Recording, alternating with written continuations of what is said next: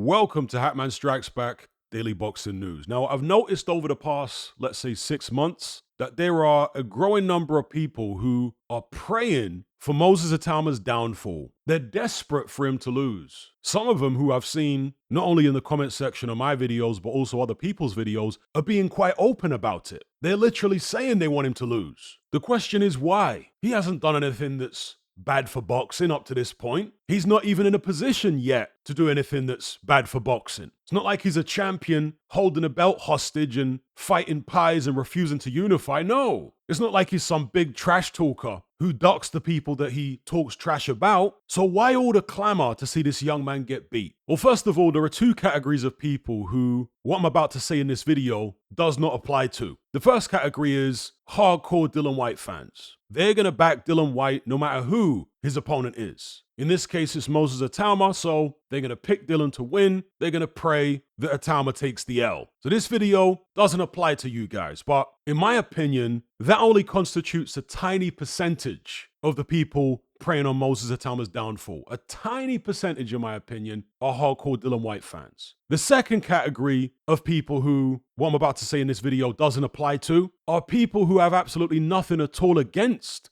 Moses Itauma. They've just looked at his fights, considered his lack of professional experience, and genuinely think that Dillian Whyte is a bad style matchup for him at this stage of his career. Fair enough. But again, I suspect that those people are a relatively small percentage of the Itauma naysayers. I think the vast majority of the people not only picking against Itauma in this fight with Dillian Whyte, but also the ones who have openly admitted that they want to see Itauma lose, either against Whyte or somebody else, they fit into three main categories. The first category is boxing contrarians. These are basically people who just crave attention. These are people who want to be seen as having some kind of special knowledge or insight in order to appease their ego. And they operate like this. If Moses Itauma wasn't getting any media attention at all, these boxing contrarians would be singing his praises. They'd be acting like they discovered him and that all you casuals aren't hardcore enough to know about him. But I've got this special knowledge about this special talent who you lot don't know about. Ooh. But because Itauma is getting a load of media attention and the casuals do know about him, what the boxing contrarians do instead is they act like they've got some special knowledge about his weaknesses. Please notice me. Please notice me. I've got special knowledge and insight about Itauma's weaknesses. Please notice me. And so you'll notice a pattern with these people. When a young talented fighter is flying under the radar, they'll praise him. But when a young talented fighter is popular, they'll be his biggest critic.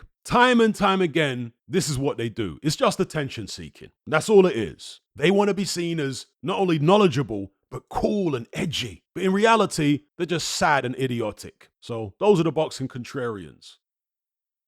The second category of people preying on Itauma's downfall are people who just can't relate to him. I'm not saying all people who can't relate to Itauma are preying on his downfall. I'm saying that a certain percentage of people who can't relate to him are preying on his downfall. Perhaps they can't relate to him as far as his age, ethnicity, religion, nationality, or personality type, and it applies to any fighter. There's always people out there who can't relate to particular fighters, and people fear what they don't understand. Therefore, when they come across a physically imposing person who they can't relate to, they want to see him get taken down. They want to see the threat eliminated. I've seen some people say they don't like Moses Itauma because he's getting too cocky. Well, Itauma isn't actually that cocky. Okay, he said a few things about how good he thinks he is, about his skill set, but in no way has he so far shown himself to be one of the cockier fighters in the heavyweight division at all. People often use this "I don't like him because he's cocky" thing in a very selective fashion. So for example, they might use this Itauma's cocky thing as a justification for disliking him and praying for his downfall. But in many cases, these very same people were big fans of Carl Froch when he was fighting, and Carl Froch was very cocky. Now, they might try and argue that Carl Froch had the achievements to justify being cocky, but no,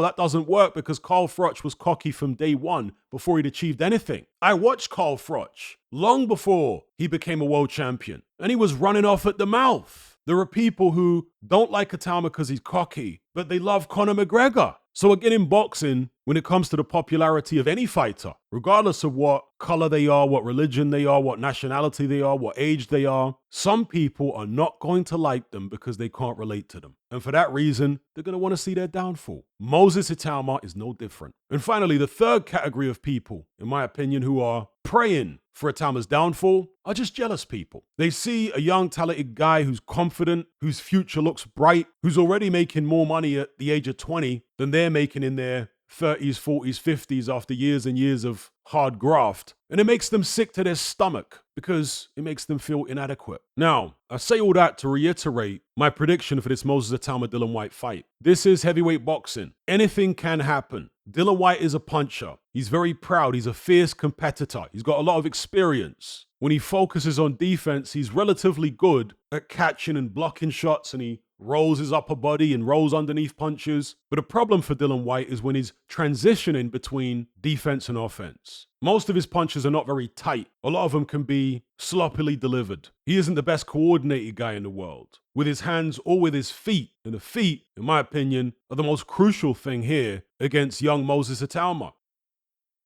Because Itauma is very well coordinated. He is very well balanced. He's strong in areas that Dillian Whyte has always been weak. Combine that with youth, speed, punching power, energy. In my mind, it results in a Moses Itauma victory. Dillian Whyte might test him early, maybe bank a few rounds early. But the longer this fight goes, the more sloppy Dillian Whyte is going to get. That's always been his pattern throughout his career. He struggles to hold his form together. And that will present opportunities for Itauma to hit him clean more and more as the fight goes on. And when that happens, the fight's over. So again, I'm predicting that Moses Itauma wins this fight inside 7 rounds. And it's not about being an Itauma fanboy or anything like that. It's just based upon what I see. It's an educated guess. That's all a boxing prediction can ever be. If Itauma was fighting Alexander Usyk right now, best believe I wouldn't be picking him to win. I'd be picking Usyk to win. But he's not fighting Usyk. He's fighting a faded Dillian Whyte, albeit a Dillian Whyte who's got himself in the best shape we've seen aesthetically and in terms of weight since 2015. And you kind of wonder, where was this shape for Dillian Whyte when he fought Luke Partridge, aka Tyson Fury? That was a world title attempt, and he couldn't get himself in this type of shape. Very puzzling. In any event, as good a shape as Dillian Whyte appears to be in, and I'll acknowledge that that shows that he's trained hard and he's got plenty of willpower still, all things considered, I just don't think it will be enough. And I think the footwork is going to be the problem for him. I mean, again, going back to his weight, maybe the footwork will be better from Dillian Whyte because he is lighter. He'll be able to bounce in and out of range maybe a little bit like he used to do in the amateurs. When he fought Anthony Joshua, he was kind of bouncing in and out on his toes. If he can do that against Itauma, it will help him. But he won't be able to do that for long. No more than 3 or 4 rounds. Once he becomes flat-footed and his foot movement and footwork reverts back to what we're used to from Dillian Whyte, it's only a matter of time before he gets clipped with something big. Itauma's feet are so much faster. When he's exchanging with you, he's moving his feet in and out of range during the exchange in order to make you miss and then make you pay. I can see Dillian Whyte getting hurt in a scenario like that and getting taken out because when Itauma opens up, he has ridiculous hand speed. Absolutely ridiculous hand speed.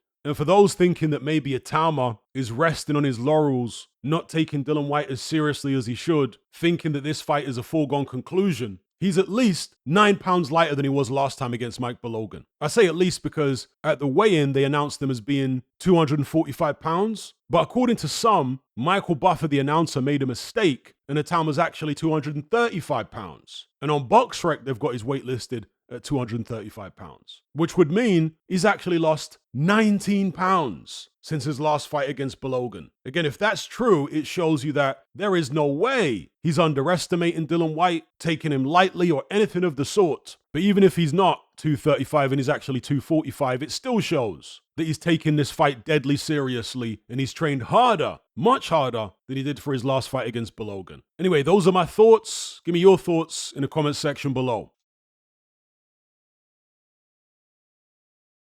And before I go, make sure you check out my Moses Itauma-Dillian Whyte film study on Patreon. It's 1 hour of me going through actual footage from both of their fights and pointing out various technical flaws and proficiencies in both men ahead of their matchup next weekend. Will this be liftoff for Moses Itauma, or will the young contender be exposed as another pretender by the old warhorse Dillian Whyte? This film study may persuade you one way or the other. Also, check out this other recent film study I've done, Alexander Usyk, Signs of Decline, where I go through footage of some of his fights, including his most recent win over Daniel Dubois, and point out what I believe to be indications of Father Time catching up with him. As counterintuitive as that might sound to some, given the fact he stopped Dubois quicker in the rematch than he did in the first fight, but there are reasons for that, which I go into. So make sure you check these videos out. You can access them along with previous film studies I've done and hundreds of hours of other exclusive boxing content on my Patreon page via the boxing tier,